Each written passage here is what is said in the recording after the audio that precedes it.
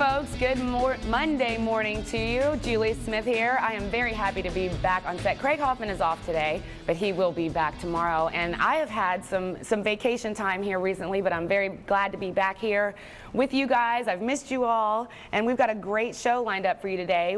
And speaking of necessary, so much good information from this next guest. I can't wait to jump right into this. Ronay with EcoCell. Eric, it's great to have you here. Thanks for having me, Julie. Absolutely. And we were talking so much in the break room this morning before the show came on, and I just thought, oh, you've got so much great information. It's such a great thing you all are doing. So just explain to people what EcoCell is. What does it do? Basically, EcoCell is a recycling company that recycles old electronics, mainly cell phones. And it was started here in Louisville, basically at the Louisville Zoo. That was our very first customer. Our company was focused on the connection between wildlife, specifically African gorillas, and the cell phone industry, because inside of a cell phone is a substance called coltan, and that's mined in the Congo, directly where the African gorillas live. Yeah, and the mining practices is basically decimated their habitat, and it's killing the gorillas. So we thought we would invite people to recycle their cell phones to help the gorillas out at the zoo. Okay, and is there no kind of regulation around that? I mean, so the mining is happening. It's basically destroying their home. They're dying. Yes. Is there no one saying, you can't do this, or there has to be some kind of... Well, really, in the United States right now, there's only 3 states in the entire United States that have e-waste recycling laws on the books. There is no overriding structure right now. There's a few things going on, like the Enough Project, that is really trying to prompt manufacturing companies to verify that the materials they're using aren't harming people and wildlife. I see. Okay. Now, EcoCell, people can actually decide to have a fundraiser, correct? And they can contact you all, or you all have some guidelines for them where they can have this fundraiser, collect the cell phones. How does that whole process work? Basically, if you're interested in raising cell phones, I mean raising funds, schools particularly, better than selling candy bars that nobody wants. Basically, they can get the old cell phones out of circulation in their households, send them to us. It's a completely free program, and in turn, we'll pay them for their efforts. I see. And they can use the money however they want.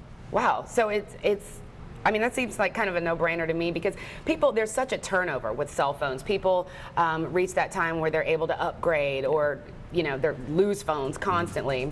Probably 3 times in the last 6 months here, and you go get a new phone, and but if you still have your other one, a lot of people are just tossing them because they're very small and they don't want to take the time. And we've got some facts here on the screen about cell phones. Over 250 million cell phone users in the U.S., nearly 1 billion currently in retirement. That's a lot of cell phones. Approximately 100 million retired annually, and then only 10% of those are recycled each year. So only 10% of that coltan you're talking about is, I mean, that's what's being mined, but there are other substances in the cell phones. When these phones that aren't being recycled wind up in landfills, there are other substances that are hazardous to the environment. Especially the batteries. They're very toxic. They have mercury, cadmium, lead. All these will leach into our groundwater and eventually end up, See, when you say it like that, I mean, we don't think anything of it when we're just on the phone, but name those things again. Yeah, mercury, lead, cadmium, all these are heavy metals, and lead specifically, obviously, will affect young children developing, which if it gets in our groundwater. So is that, when they wind up in the landfills, does that automatically mean it will wind up in the water, or it's a high risk? It's a very high risk. A risk we don't want to take. It's not worth it. Risk we don't need to take. Okay. Again, so much great information here. About EcoCell, the environment is first. Like you said, you have a strict no landfill policy.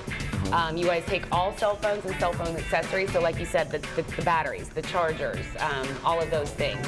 This is a free program, includes shipping on 10 phones or more. Extremely personalized attention, participation rewards called the Silverback program. You guys go to the website, eco-cell.com, or give them a call, 888-326-3357 for more information, because there is so much information. And I knew when I was reading through it, I said, oh gosh, there's no way we can fit all this in.